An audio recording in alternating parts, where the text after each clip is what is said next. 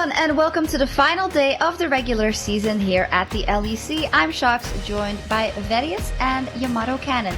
And even though we're in quite a different setting, I did want to reflect a bit on the fact that the Spring Split is already almost in playoffs. How fast has everything gone? Honestly, it's been wild, working at the other end, working at the broadcast the entire time, and things go just as fast, coaching or whatever, time just flies. Yeah, it does. Absolutely. It flies. That means it is the very last day of the regular season here in the Spring Split, and the stakes are high. One thing is already decided, though. G2 Esports will be the first seed going into the playoffs. What do we think about the way they did it? A scoreline of 14-3 so far, of course. Could be 15-3. Could be better, guys. Come on. I mean, they talked a big game about having the 18-0 split, Ifya, and unfortunately they were not able to do it, largely because they had some surprisingly upsets happened throughout the course of the split, losing to Schalke, losing to Misfits, losing to Mad, but surprisingly not losing to the likes of Fnatic and Origin. They were consistent against the other top teams, but they couldn't quite keep that high level of performance against the likes of some of these surprising teams that were able to take advantage of some of the chaotic playstyles that G2 bring to the table. I think it's also a question of where G2's motivation lie. We've been hearing talks over and over about Spring, how they're going to take it easy. They made the role swap. Caps is beginning to find his position better and better with Italia. And it's incredible that G2 in itself also throughout the split are improving and getting better, which makes me super excited for playoffs, because I think that's when they're going to peak in this Spring Split alteration. Yeah, I'd like to believe we ain't seen nothing yet, but if that is the case, I hope they also, don't stomp the playoffs. But we haven't seen anything yet, so we don't know what is going to happen. Also, we still don't know who our fourth place team is. Of course, with the revamped playoff system, you get a chance at a double elimination, or you get double elimination if you end up in that top 4, as opposed to being position 5 or 6. And the battle for that 4th spot is now between Rogue, Mad Lions, and Misfits. Yesterday, we were at on the Rogue hype train. Rather, we thought they could make it, but now we aren't so sure. Yeah, I mean, their strength of schedule should have been the easiest, Shox. Like, when you look at who they were going up against, both SK and Schalke, both sitting in the bottom half of the bracket, the fact that Rogue seems to be pretty consistent against teams that are below them, expectations were this should be an easy walk for them, especially with Mad having such a tough schedule ahead of them. But with such a surprising loss to SK, this now puts their 4th place position in danger. Their destiny is not in their control anymore. They need Mad to lose against Origin, and they have to win this game today against Schalke, who honestly have been on the upswing over the last 2 weeks. I don't want to take anything away from SK, because honestly they played probably the best game of the season, but the fact that Rogue lost is such a big deal and it just throws everything in disarray. Misfits at the mercy of everyone else, that was not the position that Rogue was in before. Now, I think, with all things considered, Mad Lions beating Origin, I feel like that's the best bet. If you're going to bet on this, Misfits need to hope for... Which we wouldn't. Which we wouldn't, yes, of course. But Misfits need to hope for the stars to align. And then yesterday I saw some Zoes getting 5 redemptions in a row, so anything can happen, anything can happen, definitely.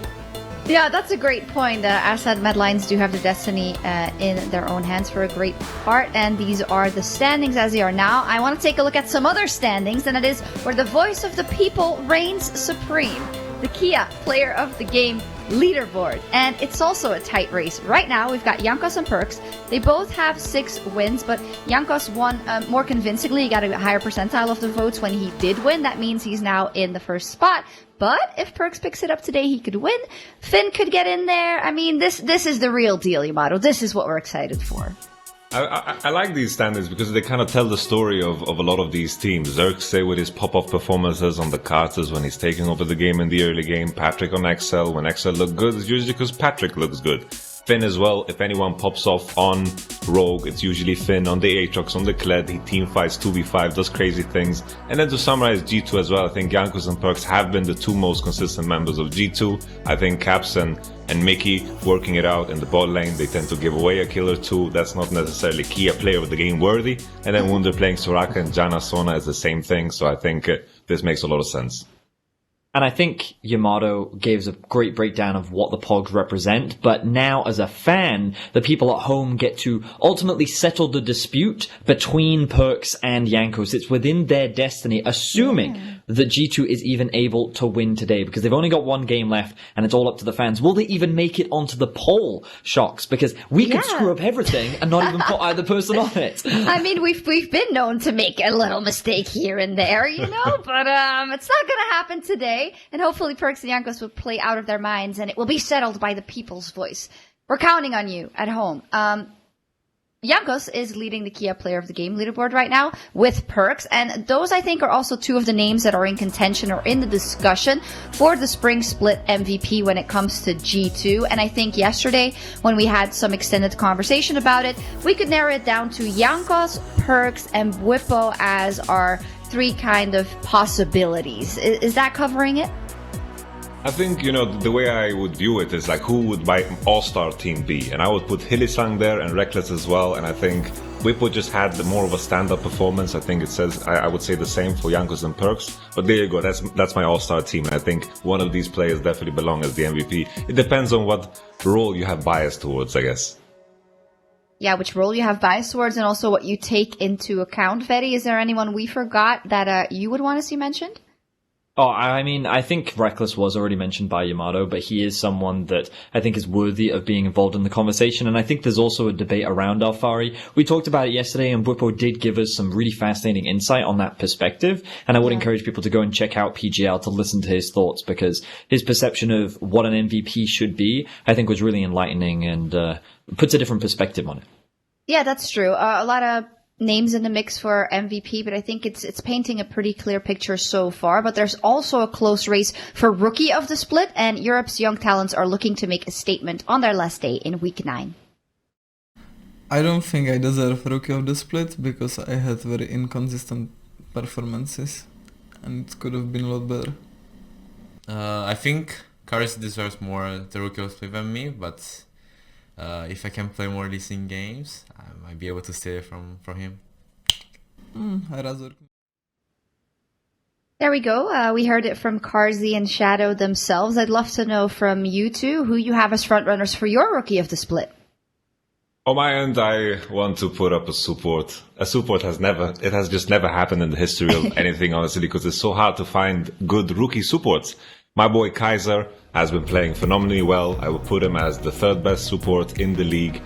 Always with Europe, it's always been like maybe 1-2 supports that have been standout. And when we think of the old school names like Yellow Star, maybe Mythy, usually it's like these veterans that have like this superior knowledge of the game. They know where to be, they know how to move, they know how to play the lane phases.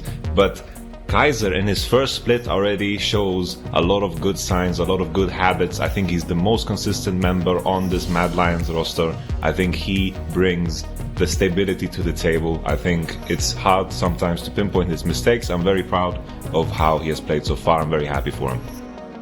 Yeah, I completely agree with you, Yamato. I think that as a young player in the support position, he's really stood out, especially when we often look at who that third place support could be. You know, Vander is someone that we talked about a lot last split. We did have Ignar last split as someone, and with the Ignar leaving, going over to FlyQuest, and Vander kind of having an up and down performance this split, I think Kaiser has really solidified himself as one of the top players. But while his performance has been very notable, I still think Razork stands above and beyond every other rookie for me this split. This guy has been so impactful in the success of Misfits pretty much throughout the entirety of the split. He's built some great synergy between him and Featherven. To me, it seems like he's an incredibly smart jungler considering how new he is to the league, and he does such a great job of consistently knowing where the enemy jungler is, what their plans are, and what they're looking to do, and he's ready to counter it in any way, shape, or form. So I've honestly been super impressed, and I'm even debating, does he belong in the top 3 junglers in Europe right now,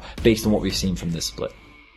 It's so incredible that we have rookies in these positions that are usually so packed with experienced players that use the way they kind of read the map to their advantage. Razork has been phenomenal. I think a big part of the reason why they had so much success in that 7-game win streak, him and Fabiven working together. I know there's been a lot of discussions about who orchestrates that, but it takes two to tango, so I want to give credit to both of them. Now at the end of the split, that's when it becomes a bit more difficult because Misfits has had a dip. Always as a jungler, you're at the mercy of your team. You can't really pop off and carry the game like old school where you pick Master Yi or something crazy. So we have to wait and see what this last day brings us, because that can define everything for Rookie of the Split. Yeah, and I love, excuse me, I love that you bring it up, the fact that it is two positions that you wouldn't expect, people to step up in the way Razork and Kaiser have, because it's much more than just your lane when you're jungling and when you're playing support. And I think that also speaks to the potential that lies within these two teams, because they are only at the beginning of their journey, right? When we look at this Misfits roster and at Mad Lions, so that should stem us hopeful for the future. Yeah, I agree with you. And I'm really excited because Europe seems to keep having a great turnover of rookies, and we know that ERLs are doing what they're supposed to be doing, which is nurturing new talent. And we know that the next generation is on their way, and that no spot is safe in Europe right now because there are hungry players ready to showcase their stuff, and already we're seeing some prime talent looking to challenge the best in Europe. Yep, and Razork, he will be tested today to the limit, actually, as he and Misfits go up against G2 in our Alienware match of the week. We both won the first two splits we played in LEC. We both have an insane drive and motivation that pushes us forward in the competition. The new EU talent is here to stay. Knockups there, Expect running for his life. Sidestep there from Subwani, but no, Bevan flash forward. All the top teams are stronger than they were last year, so it's going to be way harder to secure the first seed in playoffs.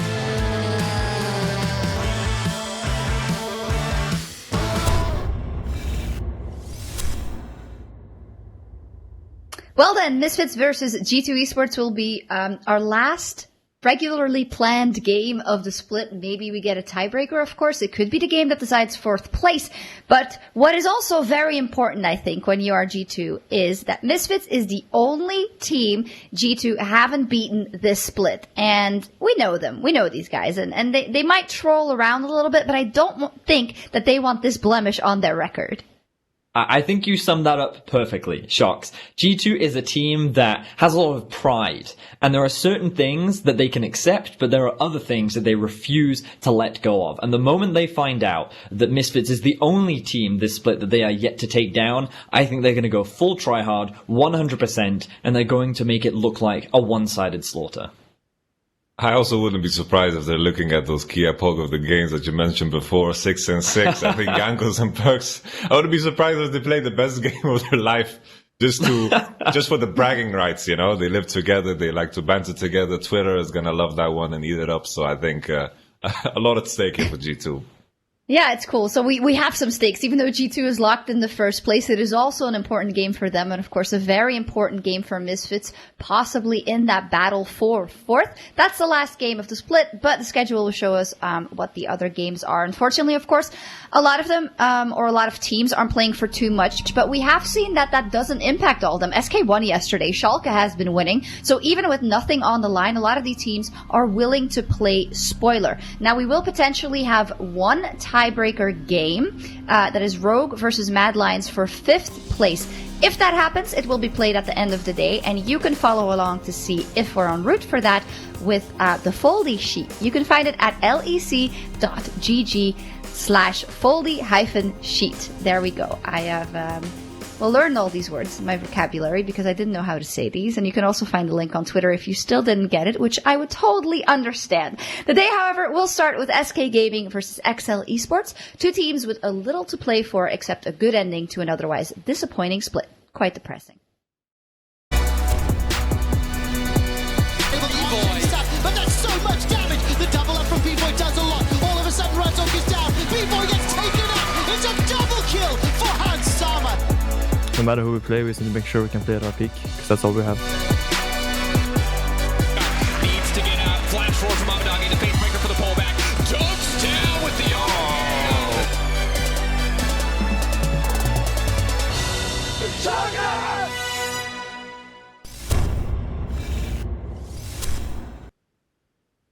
Hello, ladies and gentlemen. Quick shot here, bringing you the first 3 games of the day and getting ready to be joined by Jacob Yamato Cannon Mebdi. It's good to have you on the cast desk with me. We're going to have a couple of fun games today and want to see whether or not things get spicy in that race for 4th place.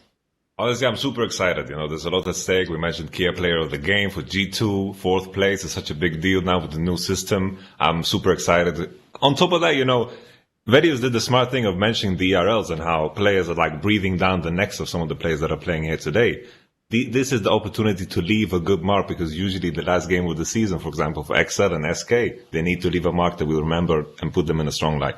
They really do, and when you think of these two teams, it's been a fairly disappointing end to the split, based on how things have played. I think for XL a little bit more. I want to dive into that in-game. Before we get to that, you talked about players, we talked about MVPs, we talked about rookies of the split. What about players that are stuck in Elo hell, Yamato? What about somebody like Crownshot, who was sort of the secondary carry to SK last year, along with Selfmade. He grew throughout the 2019 season. And this year, we've seen a lot of memes, a lot of disappointed faces, and Crownshot to me is sort of the guy on SK that I see a lot of hope for, but he's struggled to make an impact with the rest of the team. It's always, with every position, you're at the mercy of the meta. We see him on the screen playing the Senna. It's practically the AD carry playing a super role. He had some affiliates opportunities, but that's a champion that requires a lot of setup. I think in the end, AD carry is a hard role to carry from. Honestly, any role is hard to hard carry from because of how team-oriented things are. But I think it's very easy to see that Crownshot definitely was the shining light of SK and in general had solid performances. And I think this is a player that is going to stick around in the league. I can almost guarantee it. I'm excited to see what direction it goes or, what happens. But let's talk about SK a little bit. Fairly disappointing split, but they picked up a win yesterday. And, you can't disregard that. Coming into week 9, they've made a statement. Honestly, that was so wild. That was some good League of Legends as well. You remove the name platings. Honestly, Rogue looked like they were in shambles. It's almost like they got completely shocked by it. They're sparring in an arena they don't expect to get punched too hard, and then boom, right hook, right in the face. It was pretty wild the first game, man. It really was. Of course, you can see on our screens XL as we turn our attention to this squad. Dude, I bought into the XL hype train. I bought into the 6-star general taking this hungry group with the backing out of the UK org. They came out the gate swinging and didn't really find that next gear, didn't really develop along with the rest of the LEC. It's a question, it was weird because I was also on that hype train and there was this trajectory of improvement that I was always hoping for, but in reality, you have 5 pretty decorated veterans. They've been around in the league for quite some time. Caedrel used to play mid lane back in the H2K days. Tor has been around for quite some time too. Patrik now, this is his 3rd year under his belt. You don't expect him to have that same growth as some of these rookie rosters, and I think XL, they showed some issues in terms of how they need to play the basic things of the game, and that's kind of confusing when you have so many veterans on the roster. The basics need to be down.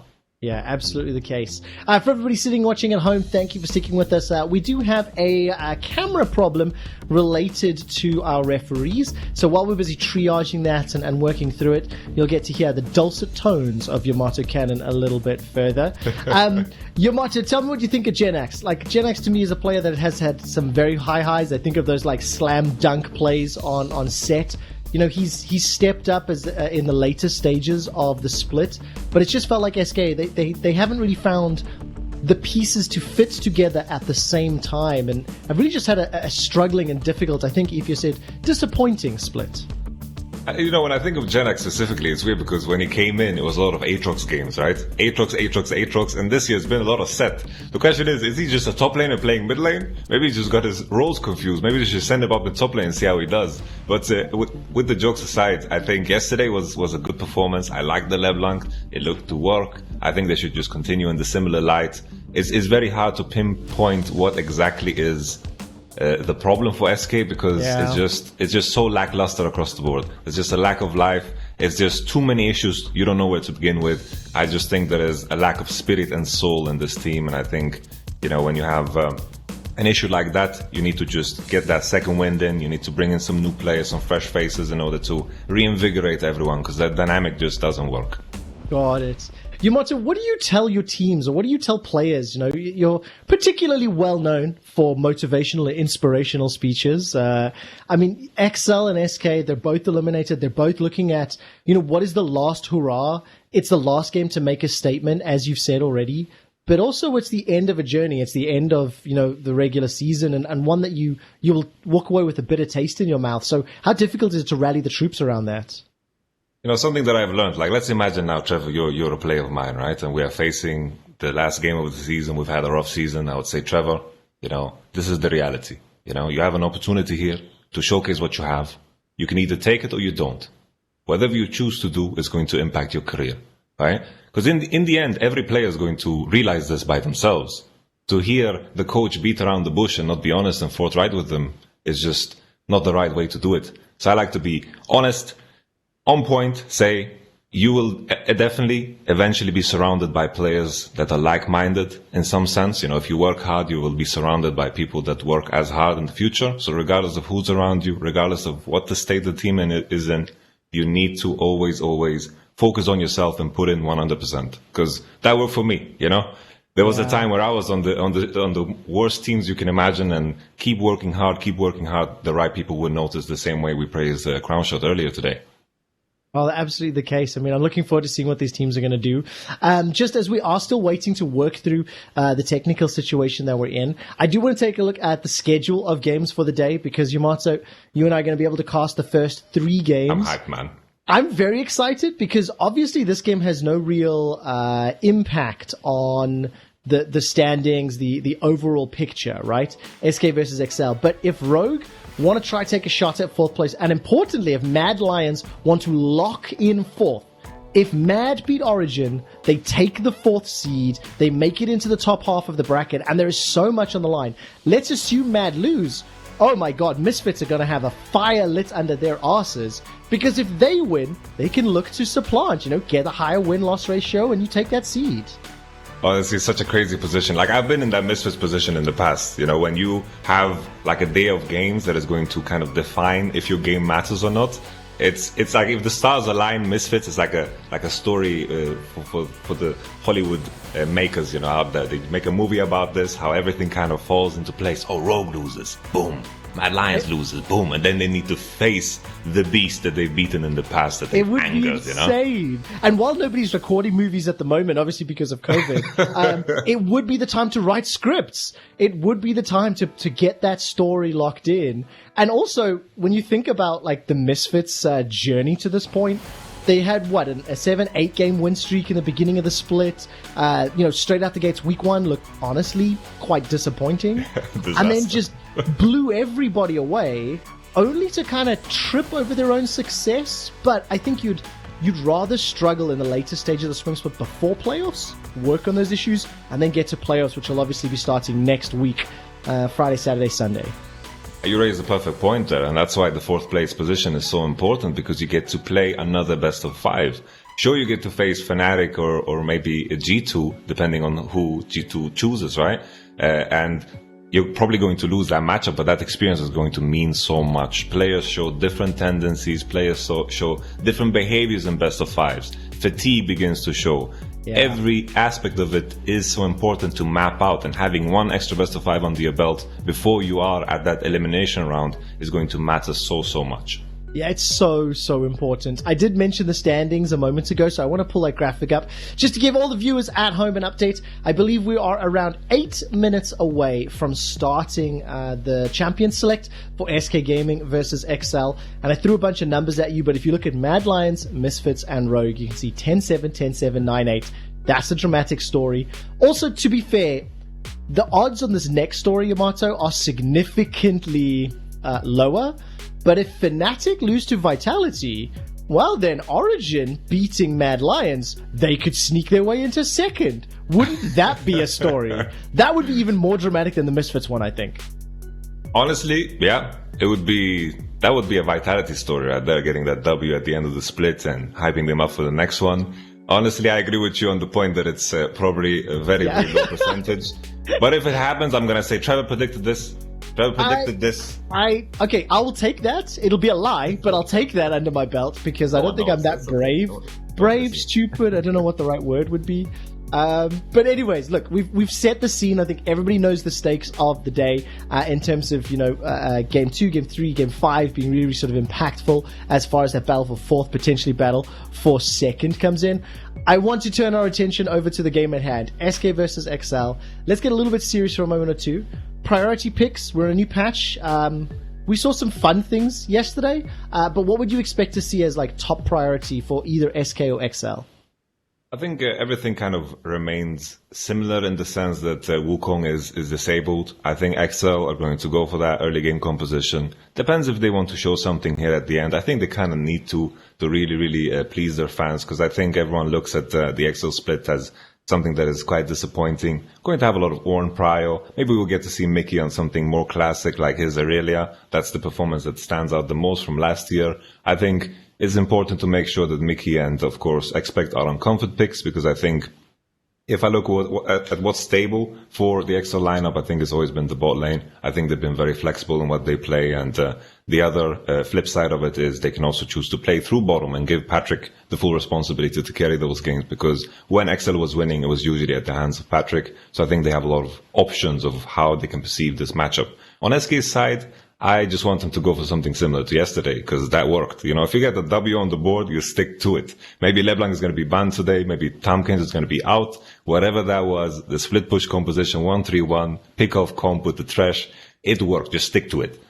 It didn't make a lot of sense to me, because I expected, I didn't expect it to work, Lee Sin into so many tanks, LeBlanc into Sejuani and Hey, if it works, all that matters is the win, right? That's actually all that really matters. So if you find a secret sauce in a crazy composition, then that's what you need. That's what you need to pull out, right? For sure. It was wild. Like, honestly, a lot of focus was on Rogue playing worse than usual, which is true. But SK played many, many times better than usual. So if they show that same performance today, honestly, it's quite exciting for the SK lineup. And it's such a difficult situation to be in, because when you're sitting shoutcasting the game, yes, you have to praise one team, you also have to criticize another. But when the expectations are so massively subverted, Rogue underperforming, SK overperforming, your perspective and your whether you're a pessimist or an optimist defines how you talk about that story. I actually thoroughly enjoy reading social media and things like Reddit when we when those types of games happen, because you really get to see the soul of a person based on how they review a game, whether someone dodged a skill shot or whether somebody casting it missed it. So we'll see. I feel like, Yamato, you're an optimism kind of guy. You tend to look on the bright side, silver linings, if you will. It honestly depends on the mood. It's, I definitely agree that it's really black and white. Like, either a guy is running it down and inting, which is really at the far end of that spectrum. And then sometimes people are just playing good. Honestly, for me, it just depends on the mood. We'll have to find out what kind of mood I am in today. For you, okay. Trevor, you're an optimist, no? You're an optimist. If I'm going to be honest, my personality of Quickshot is an optimist. But off air, I'm a pessimist. I think in reality, in the real world, I've got a dog. I took my dog out for a walk, and the park was absolutely filled with people. And I just looked, and I was so disappointed and so sad and really frustrated at the planet. And I don't look and I go, oh, Germany's in a good spot. I just go, this sucks. Be responsible, people. Social distancing. Wash your hands. It's a difficult situation, and we're doing the best we can to get through it.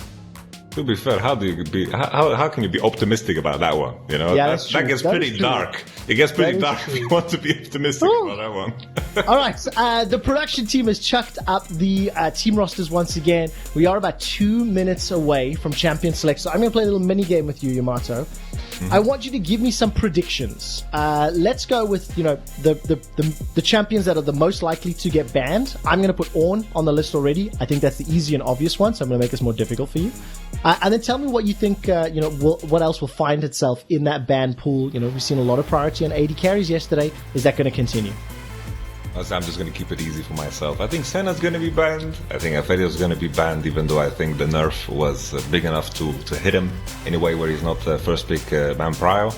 Maybe we'll see some Ezreal coming through. I know Patrik and, of course, Mr.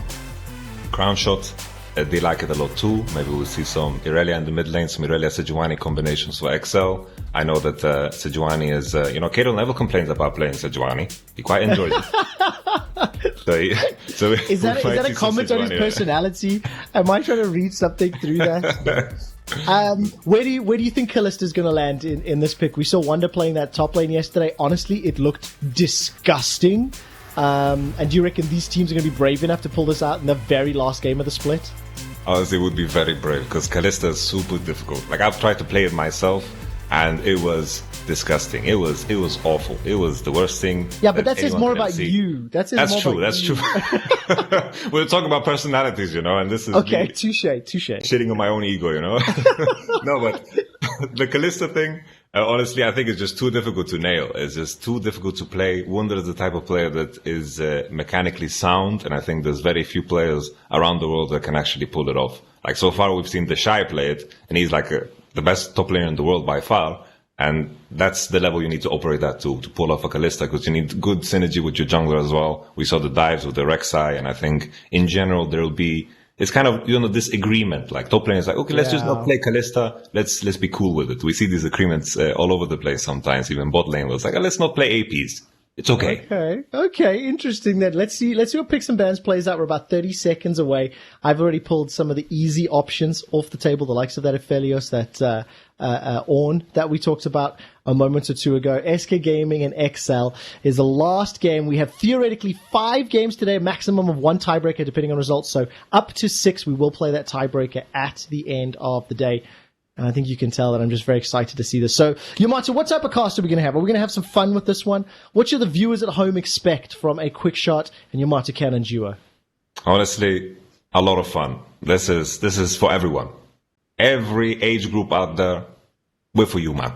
What did you try to say? I'm covering the oldies here? I appreciate it, though. Okay, I appreciate it. You got it. It was subtle, but you got it. Yeah, it wasn't subtle at all, my man. I think you... I'm sorry. We're into draft. Pantheon off the table. Youngbuck and Unlimited going toe-to-toe in the coaching and drafting sphere. And I'm just waiting to see what the next option is on my side. It's a cool throwback. They actually used to play together. That's a long time ago. Whenever I see Yamato Cannon that side of the world, I also think, hey, we get a lot of golden oldies here, Are you still waiting? Are you still waiting for the second ban? I'm still waiting for the second ban. I'm on 23. Yeah, me too. I see the LEC crown moving. I know, it's actually really confusing. So everybody at home, please bear with us. Obviously, we are broadcasting from home. You know as much information as we have, and my producers have just told me to hold. I'm not sure what to hold on to, but we'll wait. Give me your predictions. The next ban is Senna! Ding, ding, ding. That was my prediction. You was indeed. You got the point. Gragas next. There's my Ornn. Ding, ding, ding. Okay, nice. So first pick. What is going to be raising in priority here? I guess Aphelios is the one that probably Crownshot is going to go for, and if Aphelios is out, maybe he's going to look to... Oh, Aphelios is in. Let's see. So Aphelios is open. What else are sort of the priority picks that we can think about that you'd like to consider as first pick? And it's going to be Varus Harbour for now. I mean, it is a Crownshot champion. He has played a fair amount in the past, and that's locked in. That's a surprise to me. Interesting. They won with it yesterday. Aphelios has been nerfed, and they just stick to it. They're following the winning recipe. I think XL, maybe jungle Prio here, considering Karthus Gragas Pantheon is out. Maybe a Sejuani lock-in with that set, good synergy. I think that's what you usually go for. AD carry pool is very wide open, so I think they can wait till later. There's Misfortune, Draven, Ezreal, all that jazz. Or you can just keep it simple. That's cool. Exact opposite, yeah. So, but I guess at the end of the day, you're not revealing anything more. When you pick the AD into an AD, you know what matchup beginning. You kind of hold your cards to your chest. Sejuani still open and available as far as jungler is concerned, and we know Patrik and Torre. It's going to be the Ezreal Rakan bottom lane. I think self-sufficient Ezreal. Maybe Torre's going to look to roam around, try to help up Mickey if he can get his hands on that Aurelia that you are jonesing for, Yamato. Yeah, for sure. Like already when you look in Ezreal Rakan, you know that there is going to be a safe side bot lane. It's not too explosive, scales super well, and it is very rare when these two champions are going to be weak in the game. And on SK side, we have the complete opposite with the GP weak side, and then Varus Thresh is going to be the aggressive side. So already we know how the map state is going to look like. Okay, then it just comes down to player skill, decision making. Let's see if you can take advantage of the weak side or strong side of your map. Sejuani would be the pick that I'd most expect here. It is a Caedrel comfort pick, and it keeps the dream. I really want to see Irelia now, after like how passionate you were about Mickey's Irelia. It would be good. Do you think it would complement an Ezreal and a Rakan? It would be beautiful. A lot of magic damage already, but I just doubt it. SK is gonna ban it. I think Irelia Renekton are the bans to go for, and then XL is gonna fourth pick set. There's a lot of champions that synergize well with Sejuani in particular, but I think you need to remove like the core picks of XL. They usually play a lot of Renekton for Expect and a lot of Irelia as well for Mickey, and the double flex is gonna be dangerous. What? Leaving it open. Okay, so what does this open the possibility, or what does this tell you about SK's strategy? What do you think they want to run that Syndra would counter or do well into? I guess it's just the LeBlanc. They're trying to set up the LeBlanc, but usually if enemy is like the 2v2 mid lane is going to be so weak, Sejuani Syndra, so I think you can let go of that. I think most of the time XL are going to look for an AD mid laner here. For sure, SK is just going for the composition that they had, very similar to yesterday with the LeBlanc, because Syndra is a decent pick into it. Ivern finds himself in the ban pool. Was it Vedia saying yesterday Froskuren's been ranting about Ivern off air a lot? Seen himself banned a couple times. I love watching Ivern, and there's the Renekton that you talked about. So expects comfort pick removed, and that means set was the call you were expecting. The hover. Come on, give me the ding. You know what's going to happen. And then SK after LeBlanc. How do SK round out the composition? I think we're looking for a jungler. I think most likely just lock in the Lee Sin, even though it's not that great into Sejuani. Yesterday it worked into Sejuani too. You have a strong 2v2 mid lane, and then you have the SK recipe of success. The split push 1-3-1 composition that works somehow, because you're 5k gold ahead. Just stick to what works.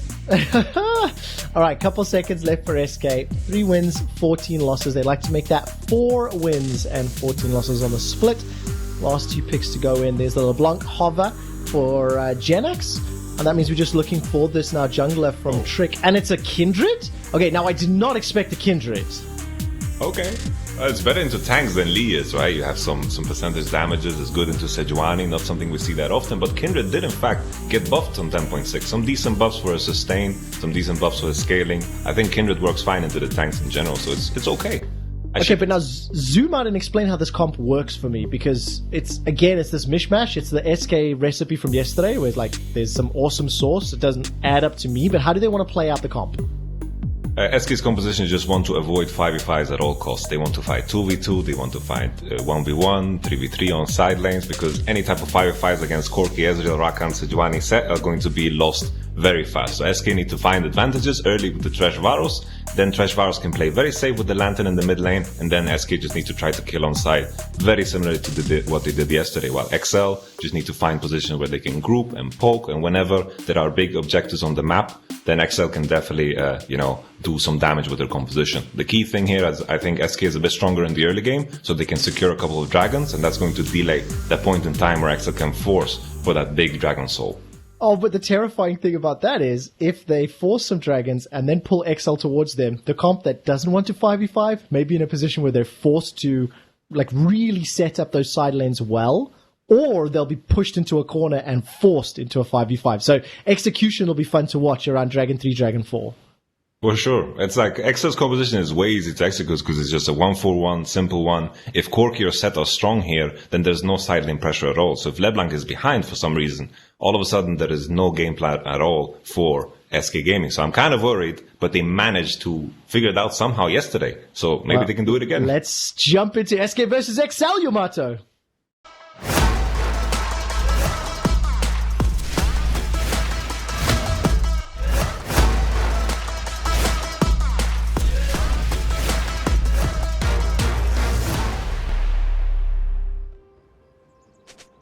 And welcome back. Apologies once again to everybody watching at home with regards to the delay. Of course, we do apologize about the tech problems.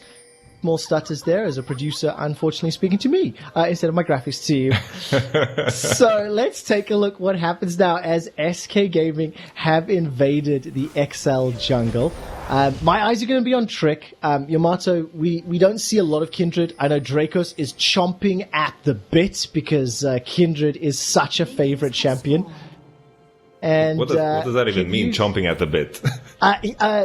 You know when you have like a dog on a leash and like, you know, they've got like that muzzle on them and they're fighting the muzzle and they want to get off the muzzle? That's what it means. That's a description, man. I can see it in front of me too well. So anyways, what I was trying to say there, Yamato, what do you want to see from Trick? I know you said SK's comp strong early, and obviously on this Kindred pick, it's kind of new, it's kind of exciting. So how did they play out the first few minutes? Right now, off the bat with the invade, I think it's difficult for Sejuani to find any type of space to invade enemy blue buff. I think Kindred needs to snowball this advantage further and look to pressure mid as much as possible, because if Mickey gets away, there's a flash, full flash, okay. Ooh, if Mickey gets away with this, if Mickey gets away with farming too safe and he gets to scale, he buys a Hex Drinker maybe, and starts to win against LeBlanc, then they're in danger. But Kindred is doing a full clear here, doing Gromp. This is just a bit silly, because I think you want to make sure that you get some kind of advantage, because Caedrel is very happy now, just no impact at all from this invade. Okay, interesting. So then, what is the next steps then? If there's no impact, if the invade doesn't pay off, does Trick have other options? Does he want to go for a fight, a dive, level 3 dive with Thresh? I mean, if Death Sentence hits? There's potential in it, because Patrik is still level 1, and also there's flash for flash, so he's backing off here, and this is paying off. This is paying off big time. Patrik, no flash here. Shift. Limit. Swing. Death Sentence onto Ezreal. Are you kidding? Patrik goes down for first blood. The tower shot takes out Trick as well. That's a 1-for-1 trade. Okay, I think they could have maybe executed a bit better, but 1-for-1, we're happy with that. Patrik does have TP, and with the changes to TP, this is a very long cooldown, because the earlier you TP in the game, the bigger the cooldown is. There's some changes to 10.6 to the teleport that have gone a bit unnoticed in the first day, because it wasn't too impactful, but now Patrik needs to wait very, very long. And on the replay here, we saw the level 1 Patrik, no flash here, Trash traded his earlier for his, and then just the Q lands beautifully, boom. It's funny there, because Rakan's E makes him land behind Ezreal, so he's not able to block any type of hook there. Yep. In the case where he blocks the hook, I think Ezreal actually survives, because the dive here from SK is not that strong. There's just 3 range champions punching, and it relies on that Trash hook landing. The Death Sentence, the Exhaust really did a lot to delay Trick, slow him down from picking up that kill. So Toure ends up sentencing his AD carry to death. The kill did land in Crownshot's back pockets. He's picked himself up the Vamp Scepter and teleported to lane. A little bit later than Patrik, who by the way has just come back with that Fairy Charm to complement the refillable pots. I mean, that's a difficult situation to be in. As now Sakura is going to get jumped in. Good barrel damage, will get body booped. True damage and one more auto. XL, straight out the gate, second kill. So this is the payback, kind of. GP is left on his own. Trick was dividing the map into bottom side. It means that GP is going to be in danger. Seth got to control the wave however he wanted, and then on the bounce, that is where GP needs to be very, very patient and wait for Trick, because Trick is coming right here. He should have waited, given up the space, given up a kill to Seth. It always means danger. If Seth gets ahead, no split pressure, and all of a sudden, SK's win composition or win conditions kind of fall through the waters. But what I really love is in the first 3 minutes of gameplay, the strong side, weak side discussion you brought up in Picks and Bans, Yamato, has come true. Toure trading quite heavily his HP bottle limits, but limit much lower on mana, so Toure and Patrik will be happy as Caedrel's going to step over this control ward. There is a flash on Crownshot, but limit will go down. Third kill secured by XL. It's not done yet. Crownshot gets one back, flashes away to safety, and it's another 1-for-1. 5 kills in 5 minutes. Oh, I like that. I like that a lot, that he got the clean 1-for-1. I wonder if Toure's trade from before, when he lost all of that HP, was just a mistake and he should have kept more healthy. But a good 1-for-1 here means that it doesn't sting too much now for the Varus Trash lane. Base for Cutlass is huge. Oh my word, Chain flashed away from. I wondered if that was going to go in. It's quite interesting. Teams that are sitting down towards the bottom half of the table, of course. The top lane dive, Yamato, one of the first things, or the top lane kill, one of the first things you said was, maybe Sakura should have waited. Bot lane kill, first thing you said, maybe Toure should have waited. I'm seeing some trends here about teams that are not in our playoffs. So we'll talk about that in a moment, as there is a knock up there into Jenax. He's got his flash available. Lantern goes out. Death Sentence kicks onto Caedrel. Beautiful flay for 2. Mickey goes down 400 HP. As the Dancing Arrows and Mountain Dread do a lot of work, but SK, they punch right back. Honestly, where was this SK? The whole split. They're actually doing moves together. There is some fluidity. They're working like a stretch band, you know. They're kind of moving together on the map. Mid lane needs to be pushed out. Mickey has TP advantage. Everyone moved in to help. They're kind of fluid in the way they transition to pressure, and you begin to see some signs of life. I like this a lot. Some pressure in the mid lane. They got the flash from Mickey, and this might translate into even more. Do you get nervous when you see, the comp that you mentioned stronger early? 500 gold up. They've conceded 3 kills for 3. Kill on Sedge, kill on Ez, kill on Rakan, or is it still fine? And it's the next 5 to 10 that'll really define how SK can accelerate. Yeah, it's the key thing here is the next 5 minutes. Corki, no flash. Package is gonna show up at 8 minutes. We have the Rift Herald swap. Varus is gonna have Varus ultimate against an Ezreal that doesn't have a cleanse. Same thing for Torre. If he gets Varus ulted, all of a sudden he just gets one shot. There's these next 5 minutes where everything, the sharks are gonna begin to appear. If they don't get fed during these times, then okay, I'm gonna give up on the SK composition, but now is the time for action. They need to continue at a similar pace, and they need to just keep going. All right, that's what I want to see and evaluate SK's choices. I still want to see a little bit more from Trick as well. I love seeing different junglers, especially on a player that has received a lot of criticism. We'll talk about Trick in a moment though, because Caedrel now moving up a little bit away from level 6. The wave will bounce back shortly, looks like. And is there enough for an insta-kill here? Mickey takes a lot of damage, but yeah, I mean, Caedrel's just going to get spotted by this ward. I wondered if he was going to be brave enough to just sit and wait, and the answer right now is no. I wonder if they can threaten a dive. It's pretty tricky against a GP. He has so many biscuits. He has stocked up on rations. No problem. I think he'll be fine. Yeah, he will be indeed. So, XL, what did they do to come back from this, Yamato Cannon? It's all about that patience. Corki's gonna base for the package now. They have a moment of pressure. If they can do something with it, because Rift Herald spawns, it seems like XL just trying to respond by going towards the Drake. XL's name of the game is just survive. Survival. Really nicely done. Well timed. The True Shot Barrage ends up helping SK Gaming out, and XL slowly falling back, but this is going exactly to plan, Yamato Cannon. It's almost like you understand how this game works and how these teams play, which I'm really happy and thankful for, because I haven't got a clue, my friend. My goodness, I would hope so, man. I've spent so many hours on this game. It worries me sometimes, when you read on Reddit about subjects that you don't know about, Like I read on League of Legends subreddit, and it's, I'm just going to wait with the story after this Well, fight. I like the story, though. A lot of damage traded backwards. Lance Respite still available for Trick, is held on to. Torre flash forward, there goes, woof! And that picks up an easy kill for Lamb. And I agree with you, my man. I've accepted my knowledge sphere in the world as not being the most diverse, but I'm thankful for Reddit upvoting interesting topics for me to at least skim the surface of many different things. Because that's where I get worried, I read the League of Legends subreddit, and people, things get upvoted that are like, what is this? What on earth? And then I read other subreddits where I don't know anything, and all of a sudden, I begin to question everything. But here, very good call from Trick, using his brain to be in position, to call the gank. They use the Gangplank ultimate, and all of a sudden it turns out to be a kill. Rakan used flash earlier on the gank, and there's the punish. Crownshot used his Varus ultimate, and at this point in the game, it almost guarantees a kill. Yeah, it really does. And I got to go back to something you said in our little Phil discussion. For the last game of the split, SK, yesterday and today, they setting themselves up for maybe a 2-0 weekend. This might be the caster curse of Legend. 10 minutes in, of course, I'm saying that nonsense. But, no, seriously, they're proactive, they're moving together. This Kindred's working out well, and now there's a potential contest. XL will finish this teleport. SK, Yamato doesn't think you should be in this situation. They're going to commit for the fight for now. No, they're not. Back away. Good call, I think, from SK.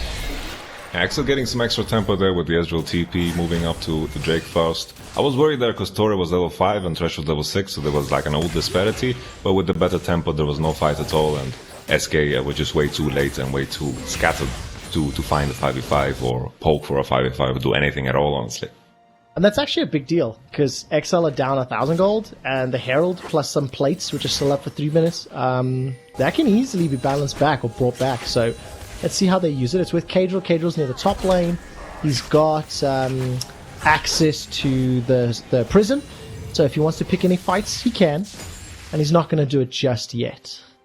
I'm impressed by how well SKR has survived here, considering he got dove and killed, and he was pressured by Sejuani a lot. Spotted him out that one time, and he's ahead, or even in CS, which is quite decent for him. Said it's going to snowball better. I mean, scale better into the matchup with the lifesteal, because the poke is going to be kind of non-existent. But definitely well played from SKR after the comeback when Ventair was coming in. So the fire is back in him. I'm glad to see it. Yeah, 12 minutes in, a Dragon to SK, Infernal's up in a minute and a half, so we've got Mountain or Ocean Rift that'll come our way. Gold, 1,000 different. CS is bang on even across, and we're starting to hit that first item pickup. Jenax has used the distortion, gets caught by a flail, there goes Toure, and Jenax will just use the flash to escape, so it was only the quickness that was used. As now Patrik just looks like he's going to get soloed. Holy. That's it, we talked about it, Crownshot owning Patrik. Very beautiful. We have some continuation. Oh, yeah, we do. I wasn't quite sure what to do there. I thought someone was going to die. It ends up being a 1-for-1. Cannon Barrage and Lamb's Respite help out. I really didn't think they were going to keep chasing, but they did and showed me wrong. SK Gaming, they lose 1, but they pick up 2. SK is collecting blood for the whole split, I feel. All of that aggression has been kind of, built up, and they're unleashing it now on XL. I think the fight in mid lane, Kindred could have maybe ulted. Maybe there was a way to save LeBlanc. I'm not too sure. Everything happened so fast. But the Crownshot 1v1 against Patrik, he has no cleanse against the Varus. That is a big danger. We are not playing on that 7 ping anymore, so it's more difficult to dodge it with the Ezreal E. But he got hit there, and with the flash after, it was a solo kill for Varus, which is going to be huge for this game, because if Varus is ahead of everyone, all of a sudden with that Thresh Lantern, maybe he can like smurf and kill all of these tanks that XL have with the front line of Set and Rakan and Sejuani and so forth. Oh, I love it. I mean, 3-0-1. He was the player we talked about right at the beginning, and Jenax and SKR, they're going to look for a fight. There's the body slam. Expect steps backwards. Keeps getting shot in the face. It's slowed down by the hose, and it is just a matter of time. But that is insane. Ninja tab by a Vamp Scepter, and Set lasted that long? That actually is like crazy stuff. He lasted 200 years. It was crazy, man. It's wild. Yamato, how good of an AD carry are you, my friend? Honestly, I'm okay. Like, I used to play AD carry for Team Solo Mebdi, because we switched. Like, it was me and Nuktak playing bot lane together, because we were done with all the bot lanes that are complaining, and we just wanted to show everyone how easy it was. And we were quite decent. We were quite good, honestly. Nuktak can confirm. Nuktak can confirm. We might have to ask him that, post-it interview. I don't know if it's confirmed or not, but are you going to be playing with a British squad as an AD carry? Yes. Oh! I'm worried. Twitch Rivals, that's going to be wild, but hopefully the coach experience is going to shine through, and I can shot call some games to victory, I hope. I'm very excited to see how that plays out. Oh man, it's going to be interesting. But the next dragon spawned, it's Ocean Rift. Out of interest, like when you speak to players and coaches and look at the game, is there a lot of discussion on how much the Rift change impacts either team comps or decision making? Rarely. It's so hard to think about it, because you are choosing your composition before. Let's just talk about after the dive. Why? Every time I try to have a conversation, a fight happens. SKR will go down, and that was a 4-man dive. The tower almost takes Mickey out, and in reply, the mid lane tower is now going to get sieged. So XL got the first tower, and they had that a little moment ago. They should be able to win this race now, as Crownshot and Trick are destroying this tower. 2 AD carries, well, AD carry jungle ADC, do the damage and then maintain that lead. Honestly, the players are so rude. We're trying to have a conversation and they just start fighting. Who do they think they are? Jokes aside though, this was very good for SK. They got a mid tower, top turret. Mid turret means so much because it opens up so much space on the map.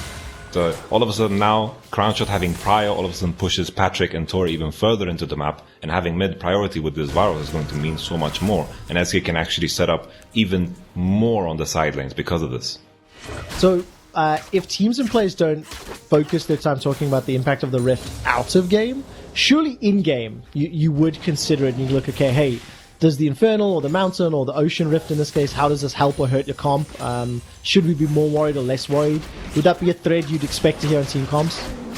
I think, definitely I've seen like the Mountains have an impact on team compositions, usually around Baron and around Drake. Having that extra like big cliff changes how a lot of champions that have short range interact. for pole compositions, it gets a lot worse when there's more bushes and there's more mountains because there's more positions where people can actually flank from. And then when there's the Cloud Drake and the Infernal Drake, that open space is so good for the pole compositions because they can just keep everyone in vision and those flanks are harder to pull off. So definitely, I've seen these kind of aspects of the map definitely have a lot of impact, and it's going to be interesting as team progresses and everything progresses. Because in the past, I remember when plants came in, and I was like, "What the hell is this? What is going on with these plants?" It's actually cone, honey, fruit, and now it's just a part of the everyday life.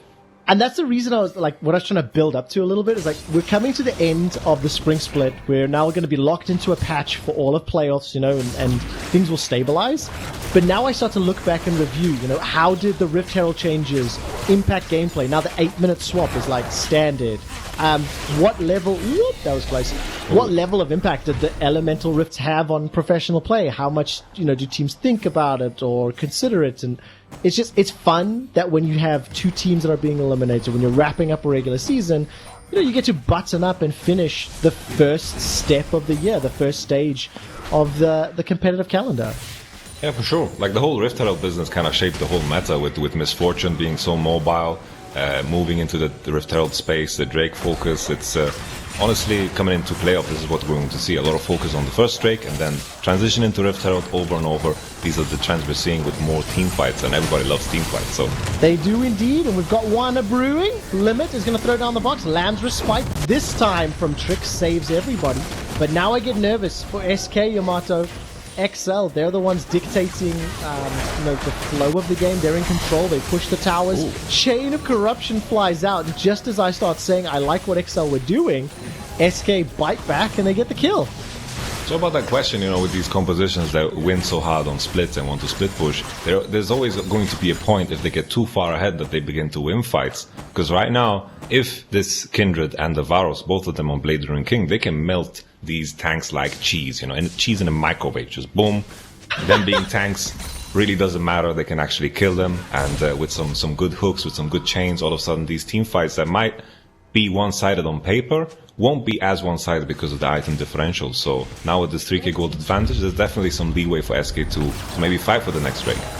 Okay, talk to me how this started, because I was distracting us a little. First and foremost, XL had this composition that the Sejuani ult comes in and they manage to survive. Good LeBlanc W away from the Sejuani stun, putting her in a safe position. And then always the follow-up. They chase here, and LeBlanc is so mobile, can always find the chain, and Caedrel is so greedy. So greedy. Goes for the golem. Pays for it with his life. Not that great, honestly. No, definitely not. And now the third dragon is up. Teleport comes down. Expect. Where's the showstopper? He's got to flash over the wall if he wants to. Now surrounded. Couple of members. Manages to go golden. Super Saiyan activated. Knock up down. Jenax able to flash for his life. But look at the return damage. Sakre gets the barrels. Cannon Barrage is a few seconds away. Now the Chain of Corruption does start to spread. Cleanse doesn't like. I think that was it. Now Mickey escapes with his life. As the redemption said. Mikhail's correction. But this is actually so good for SK.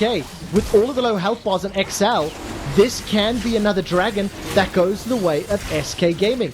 Patrik is trying to poke what he can, but he will just escape with his life. And this is very good for SK.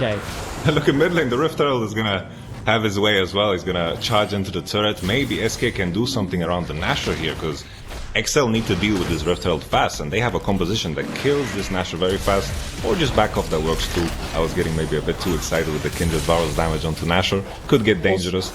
It could also. Nashor hasn't spawned for another 3 seconds, my friend, so... That's true. It feels like the game is accelerated because there's 13 kills. There's a lot of objective focus. Also, we're having a little of a philosophical discussion, which I like, Yamato. I like it too, man. I like it too. It's good to philosophize. Is that a word? Philosophize? It is. Yeah, it is. When you say it on air, it makes it real. I am telling you, it's not actually a word, but we'll pretend that it is.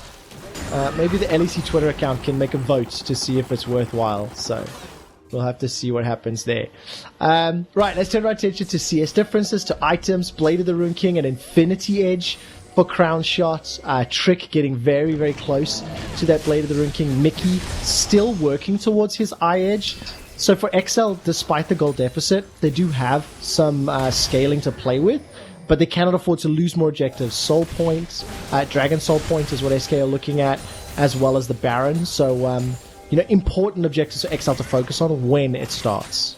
I think the key thing as well is if SK begin to hit the Nashor, they can do a lot of damage to it, but it's difficult for them to tank it. And these TPs is what is going to make XL scale even better, because only GP can be alone on the bottom side with Nashor's on, and Corki can go bot, Patrik can go bot, everyone can go bot. Okay. I was waiting to see if Expect would find an engage. Yeah, me too. Didn't happen. I remember the very first weekend set was enabled. Dracos did a very big discussion on how all you have to do is walk away. Death sentence goes out. Easily sidestep. And yeah, I mean, Jenax cheated. He's got the Super Soaker, so he managed to spray the frozen hose, and that slowed Expect down as well. Well, as you mentioned before, the items are beginning to become bigger and bigger. Maybe Bleeder on King and Expect. The key thing is Corki can actually go bottom and win against this Gangplank in the 1v1. So this is an option for XL. I think it's all about just delaying and poking and controlling this top side red space where XL just need to find access to the Nashor, because that is an easy way for SK to kind of start a fight on their conditions, where XL need to face check and maybe they can get some pickoffs, some pokes with the Varus ultimate. But the key thing here is the freaking, I was about to say something bad. The freaking good catch. the freaking option.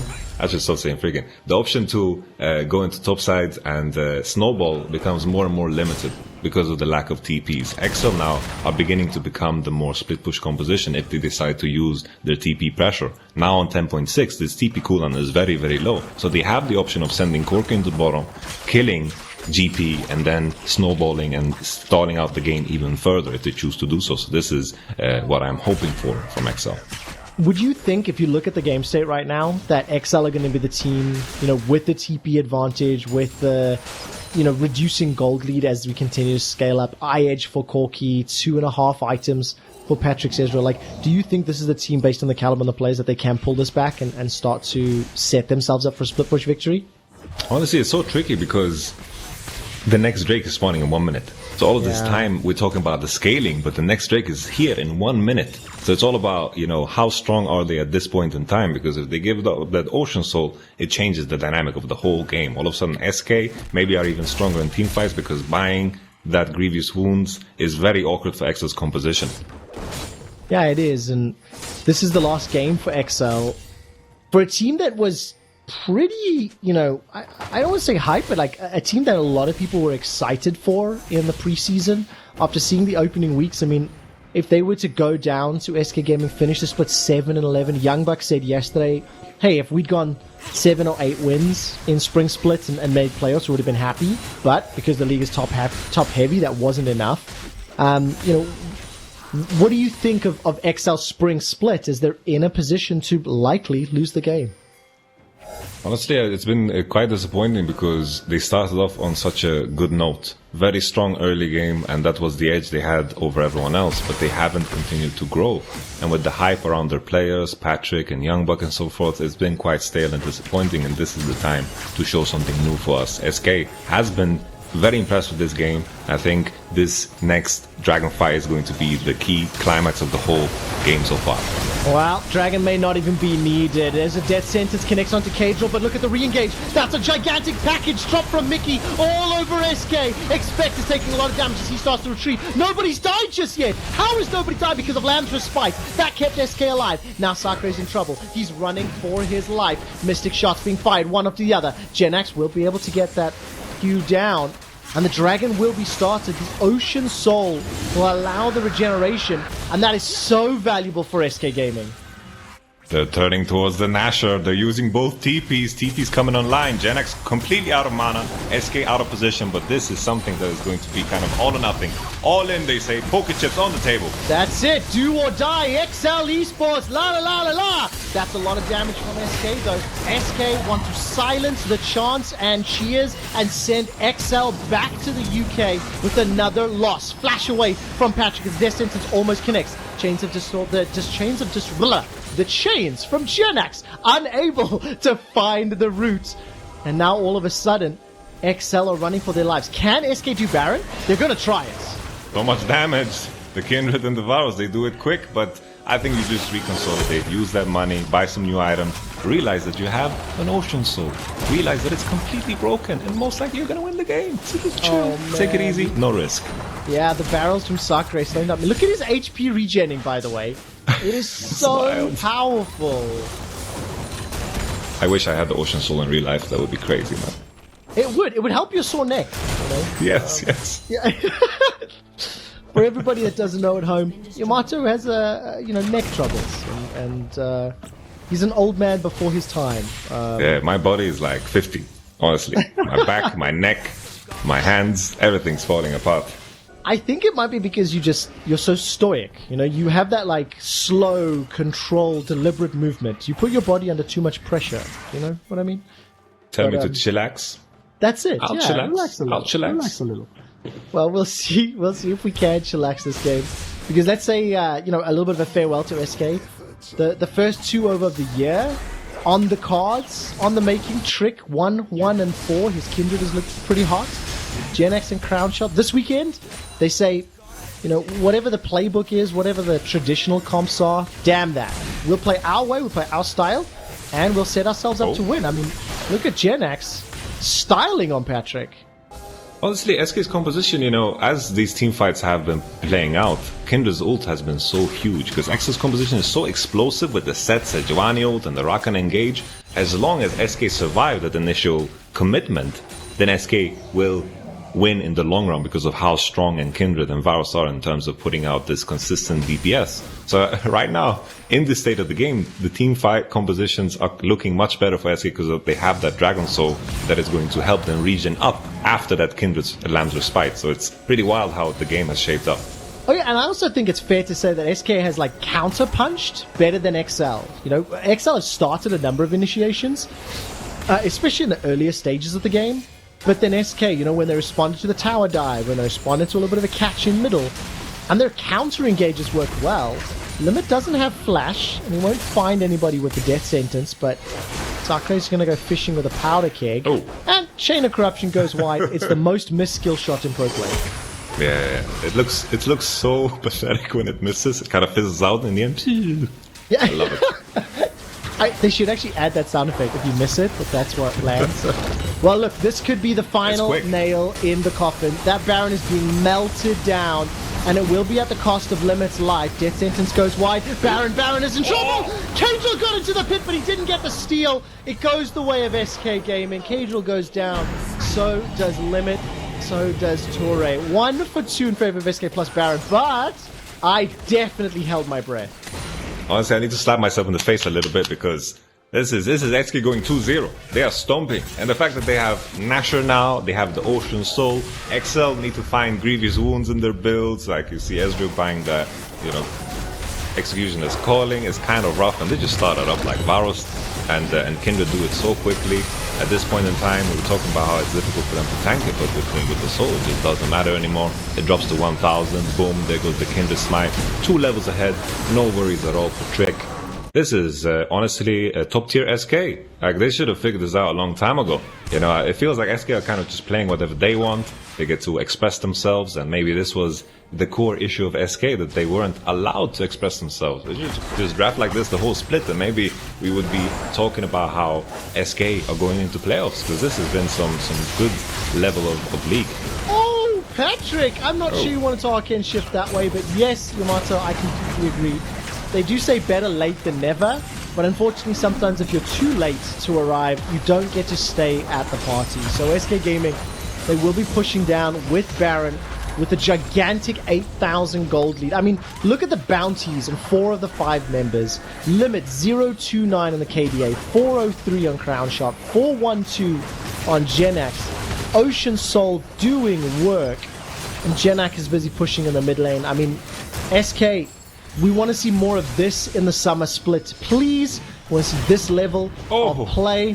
Jenax just styling on Expect, and multiple lanes being pushed. I mean, Yamato, this is the final siege. Like, how OP is Ocean Soul? I saw Ezreal and Corki landing rockets and mystic shots, and everything was just hitting, but they were just standing there, all attacking creeps. Ocean Soul is on, no problem, no worries. SK can't really die at this point. No, they can't. And SK earned that Ocean Soul. 12 kills to 6. There's the Lamb's Respite. Tanks be damned. Team fight comp be damned. Lamb's Respite and Fed carries is all you need. Ture is running for his life as multiple flashes go down to chase Mickey. One last hit under the fountain. It will be at the cost of Trick's life. The Nexus turrets are now being focused on Jenax. He wants number 16. Kill number 16. Taking the tower shots. Ture, one more spell. Come on, observers. Give us the kill. The Nexus is being focused. The turrets are down. SK are looking to go 2-0. Will Ture survive? I think that he will. I don't actually know what's happening with the Nexus because I can't see it. And we go all the way back. SK Gaming get their 16th kill. 10 of them involve the Jenax. SK go 2-0 to close out their sprint. Honestly, quite sick. You know, I don't know if it's XL and Rogue just completely collapsing because I think there's some sense to it, but SK honestly playing decent games. They were decisive. They were doing some moves on the map together. They were reading the plays of the enemy. They had like a clear-cut plan coming into it. Just divide the map, dive bottom with the flash trash on Ezreal, trade summoners. Honestly, I liked it. This is something that was lacking throughout the split, and SK coming to life here in the last week. Absolutely the case. And Yamato, you know I'm a fan of the most in-depth, most informative, most valuable stats, and I call them quick stats. Would you like to know which two teams are the only teams that did not get a 2-0 week this split? Give it to me. XL, Esports, and Vitality. That's it. That's the mic drop.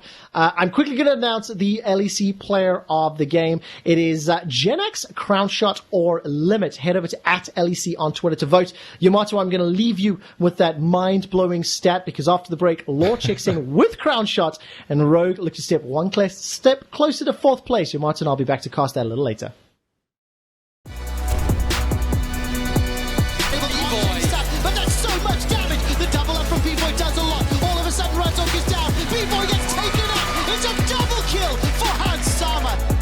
No matter who we play, we just need to make sure we can play at our peak, because that's all we have.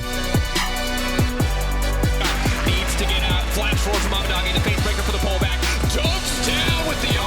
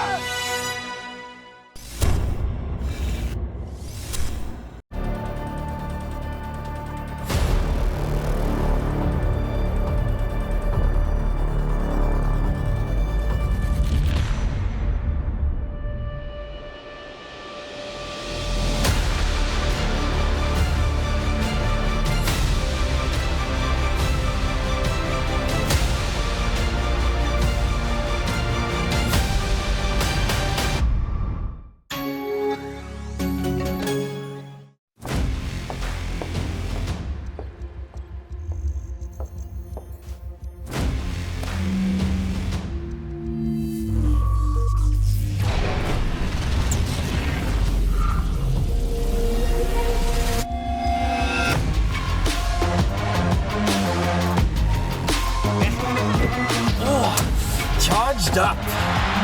Hello, everybody. Let the game begin.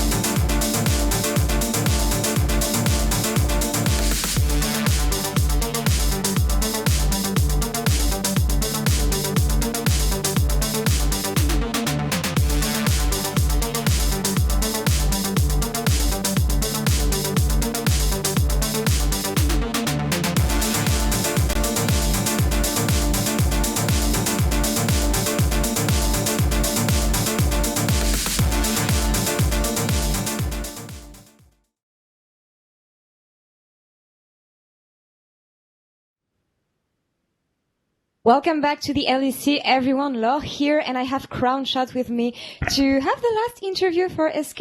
And SK just had the 2-0 week, first one for them, and probably the most convincing wins you guys had as a team. So how good does it feel to end on a positive note for you guys, Crownshot?